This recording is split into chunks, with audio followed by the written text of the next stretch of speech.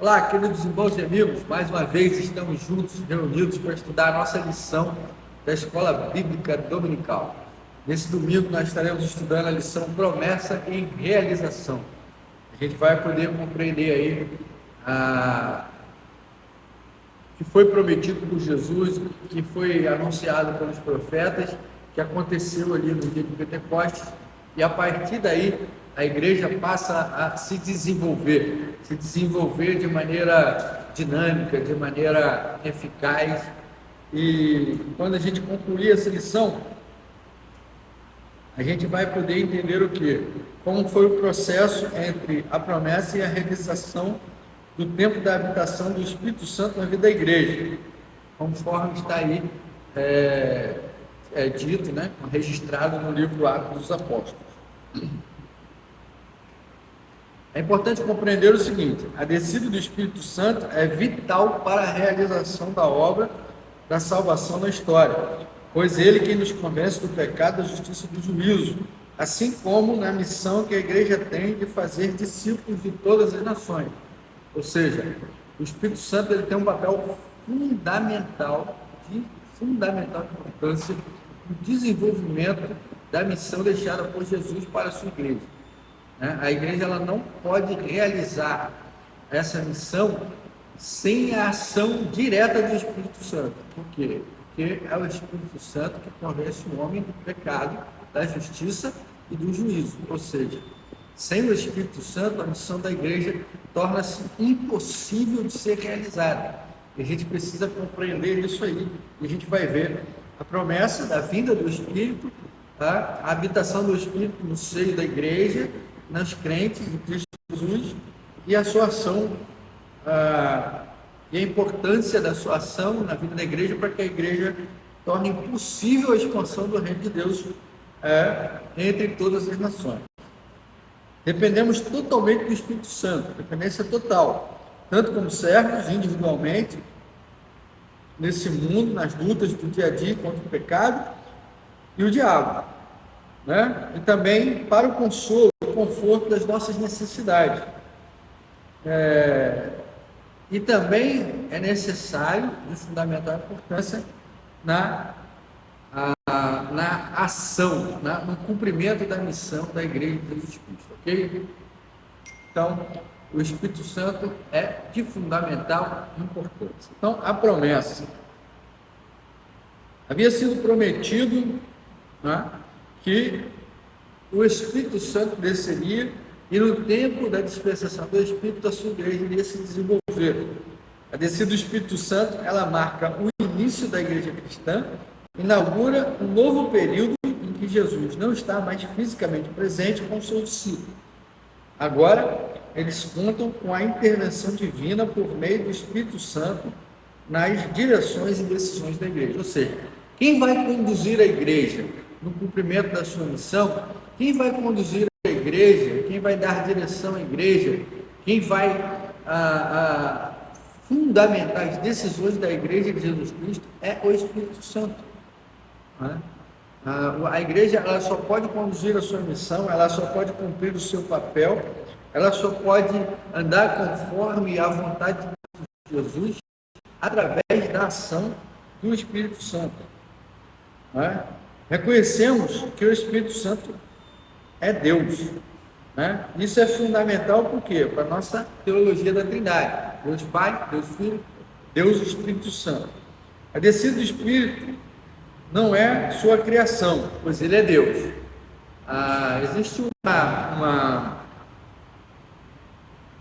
Existe uma ideia, né, de que o Espírito só passou a agir, só passou a ter papel de importância no momento da descida em Jerusalém, só se fez presente no momento da sua descida na festa de Pentecostes. Mas isso não é fato.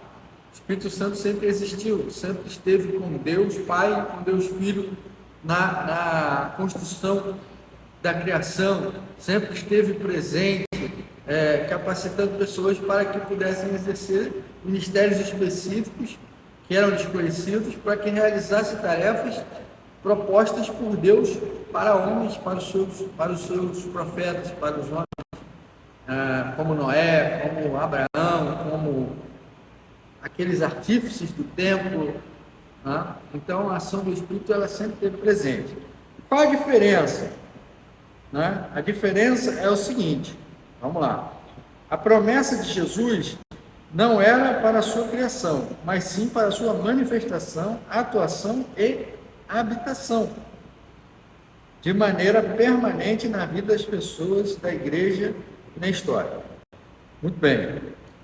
A ação do Espírito Santo no Antigo Testamento, né, e até aquele momento, era uma ação intermitente. Né? Nós não éramos moradas do Espírito Santo. A atuação do Espírito Santo não era constante como é nos dias atuais, nos dias da igreja, nos dias onde Cristo não está mais presente fisicamente entre nós. Então, o Espírito Santo ele passa a tomar um lugar, não é de maior importância, mas ele passa a tomar um lugar efetivo e constante. Ele passa a ter um trabalho efetivo e constante na vida dos crentes, capacitando os crentes para desenvolver a obra da missiologia da igreja, ou seja, a obra missiológica da igreja. Então a igreja não precisa do Espírito Santo, ela precisa da presença constante, como nós vimos,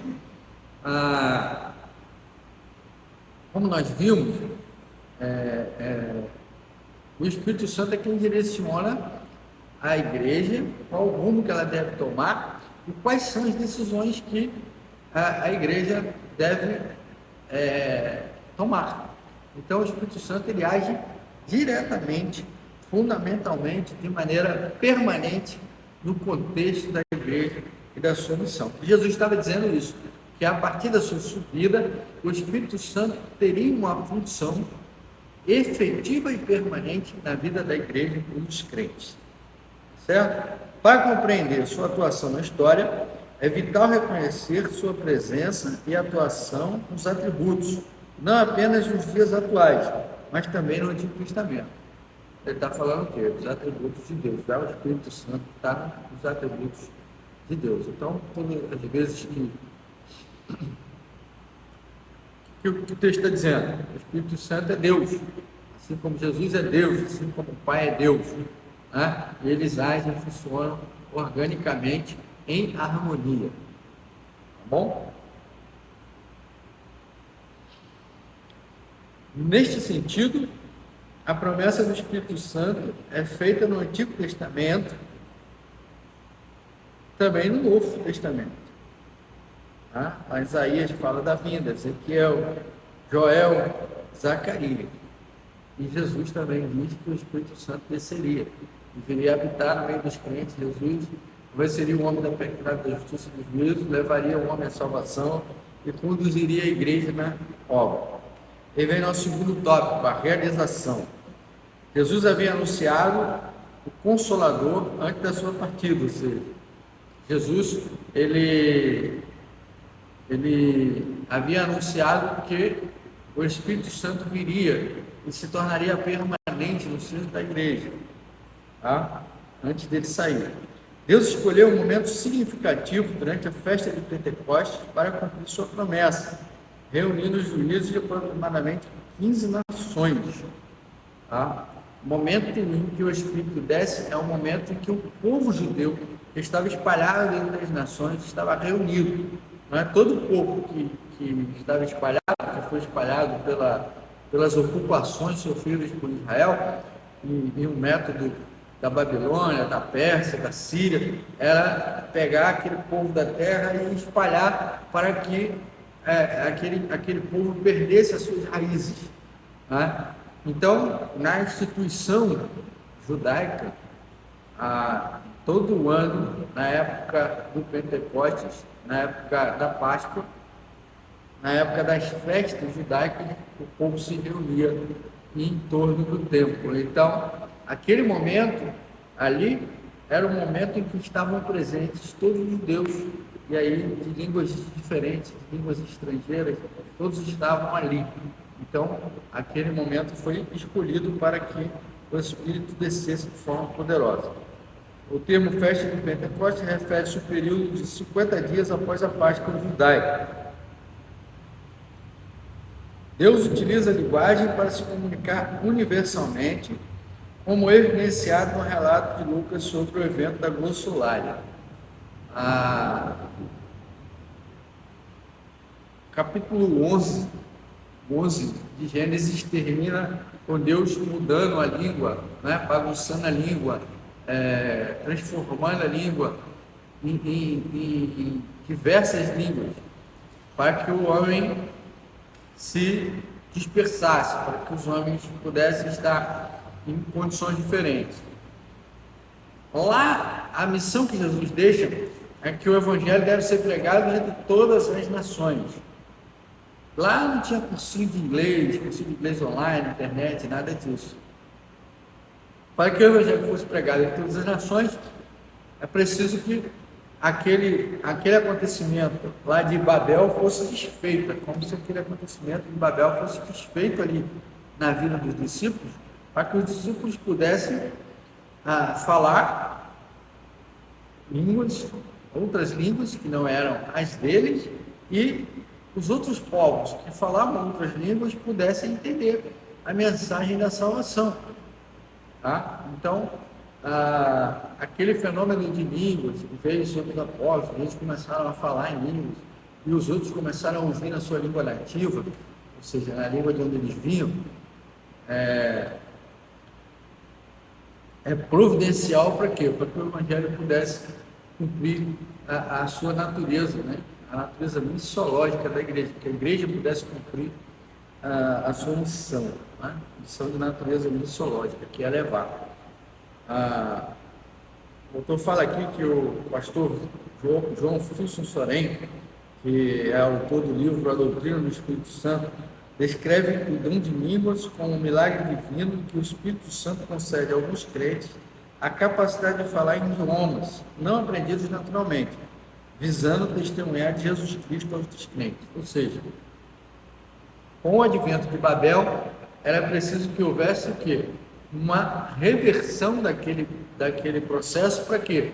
Para que todos aqueles que anteriormente não puderam, todos aqueles que estivessem em outras nações, pudessem ser alcançados. É preciso que eles entendessem a mensagem para que o Espírito os convencesse da justiça, do pecado e do juízo. Do pecado, da justiça e do juízo. Né? E aí, através desse fenômeno, que se chama glossolalia, que é a descida, né, do Espírito e as línguas, a capacitação das línguas pelos discípulos, dos idiomas ali, né? Esse dom de línguas, ele refere-se diretamente, não a língua ininteligível, mas a idiomas, né? Idiomas, como o árabe, como o sânscrito, como o egípcio. Quer dizer, eles estavam falando na língua dos povos, das nações ali em volta, que precisavam ser alcançados pelo Evangelho. Tá? Isso não tinha curso, como eu falei, não tinha curso, não tinha Google, não tinha tradutor online, não tinha nada. Eles tinham que falar e levar a mensagem da salvação. Então, nesse advento da descida do Espírito, ocorre um fenômeno chamado glossolalia, ou seja, onde os apóstolos ali, os discípulos de Jesus, são capacitados pelo Espírito Santo a falar outras línguas que não eram naturais dele, que não eram aprendidas naturalmente, tá? Então, ação, o poder do Espírito para que eles falassem línguas que não eram as línguas deles, ok? Isso tinha a finalidade de quê? De alcançar os povos das outras nações. O Espírito Santo é Deus. A pneumatologia, ramo da teologia sistemática, estuda a doutrina do Espírito Santo. Pneuma é espírito, é ar, vento. Logia é estudo. Então, conforme a declaração batista doutrinária, que guia a nossa teologia, reconhecemos o Espírito Santo como Deus. Então, o Espírito Santo não é uma parte de Deus, o Espírito Santo também é Deus, é uma pessoa. Uma pessoa que tem vontade, que tem querer, que tem ação, tá? O que faz da pessoa não é um corpo, mas a sua personalidade. Então, o Espírito existe, independente de ter ou não um corpo, ok? Preciso entender isso aí. Isso é uma confusão que se faz. Quando a própria Bíblia afirma que a palavra revelada está pronta, de forma que não podemos acrescentar nada nela, precisamos entender que esta obra foi feita pelo Espírito Santo, usando homens ao longo dos séculos em 3 línguas diferentes: hebraico, aramaico e grego.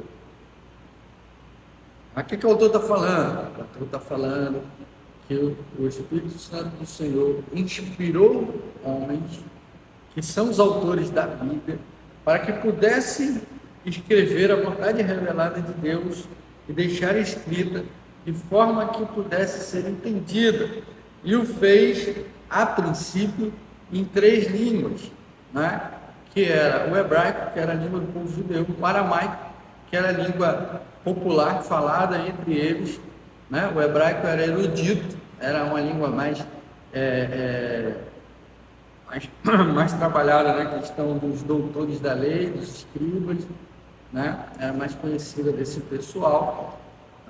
E o aramaico era a língua popular do povo que falava ali, que era uma língua com influência da Babilônia, dos caldeus ali, daquele povo todo ali, né? E o aramaico está para o hebraico, assim como o português do Brasil com o português de Portugal. Mais ou menos isso, tá? E o grego era a língua universal. Era a língua universal, assim como o inglês. O grego estava para aquela época, assim como o inglês e o espanhol estão para os dias atuais. Então, eram as línguas que todas as pessoas tinham que conhecer. Então, todo mundo falava grego. Por quê? Por causa de Alexandre o Grande, da expansão do Império Grego, do Império Persa. Então, a língua deles era a língua falada universalmente, assim como o inglês é nos dias atuais.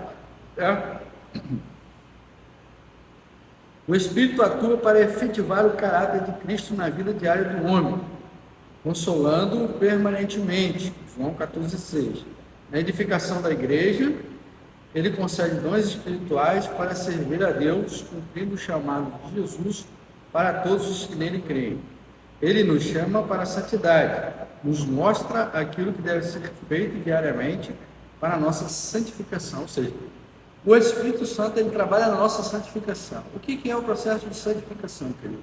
O processo de santificação nada mais é do que nos tornar cada vez mais próximos de Cristo Jesus, né? Mais longe de nós mesmos, mais semelhantes a Cristo Jesus, mais parecidos com Ele, no nosso agir, no nosso pensar, no nosso falar. E também o Espírito age nos capacitando, nos dando dons específicos para tarefas específicas, com a finalidade específica de quê? Edificação do corpo de Cristo. O que quer dizer edificação do corpo de Cristo? Quer dizer que o Espírito Santo nos dota de capacidades especiais, que não são naturais, para que nós possamos exercer o quê? Exercer o nosso ministério na igreja e cumprir a missão da igreja, que é o quê? Proclamar o evangelho da salvação a toda a criatura. Ok? Nem todos têm o mesmo dom, nem todos têm a mesma finalidade, nem todos têm a mesma função.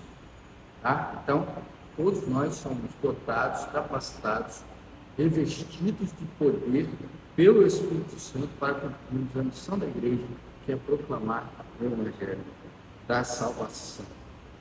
E no processo de santificação, o Espírito Santo nos ajuda a nos tornar cada vez mais parecidos com a pessoa de Jesus Cristo. No sentir, no falar, no agir, no pensar.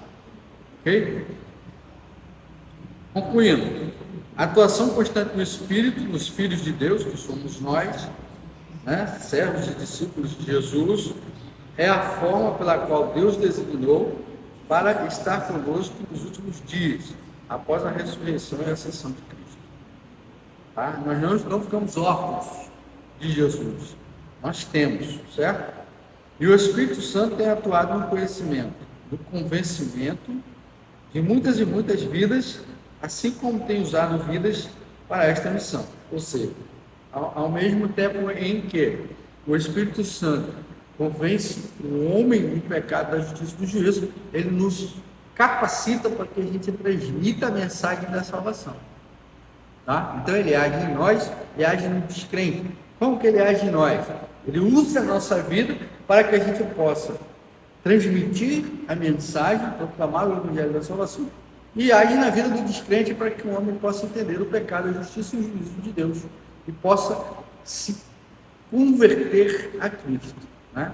Algo que tem acontecido, aconteceu comigo, aconteceu com muitas outras pessoas, aconteceu, pode ter acontecido com você que serve o Senhor Jesus Cristo, foi salvo por Ele, né? Então, é assim que o Espírito atua na vida da Igreja de Jesus e no mundo, né? Gosto de pensar que Deus em sua revelação, palavras do autor, que Deus em sua revelação na história já falou por meio de muitos homens e pela sua própria criação. Também esteve conosco através do seu Filho Jesus e agora habita em nós e nos usa para a glória de seu nome. O nome de quem? De Deus. Ok? Somos vasos em que nós somos a habitação do Espírito, que nos usa para quê? Para que nós possamos fazer a vontade de Deus e cumprir a missão que Jesus deixou para nós, enquanto Igreja de Jesus. Então Jesus prometeu que o Espírito viria e o Espírito veio. Essa é a mensagem da nossa missão de hoje. Que Deus abençoe a sua vida, que Deus abençoe a sua família. Nos vemos no próximo domingo com a graça de Deus.